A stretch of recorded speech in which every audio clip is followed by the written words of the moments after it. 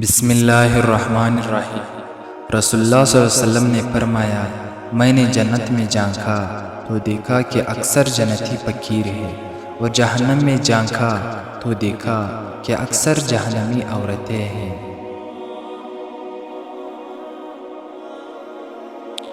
رسول اللہ صلی اللہ علیہ وسلم سے پوچھا گیا کہ مسلمانوں میں سب سے زیادہ افضل کون ہے؟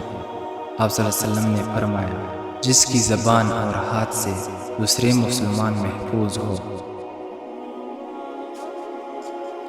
ایک اعرابی نے عرض کیا، اللہ کے رسول، لوگوں میں سب سے بہتر شخص کون ہے؟ آپ صلی اللہ علیہ وسلم نے فرمایا، جس کی عمر لمبی ہو اور عمل نیک ہو۔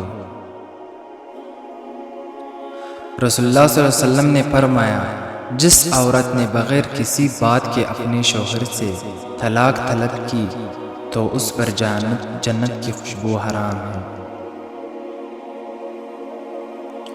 رسول اللہ صلی اللہ علیہ وسلم نے فرمایا، عورت کی مثال پسلی کی ہے، اگر تم اسے سیدھا کرنے لگو گے تو توڑ دو گے، اور اگر اسے یوں ہی چھوڑے رکھا تو ٹیڑھ کے باوجود تم اس سے لطف اندوز ہوگے۔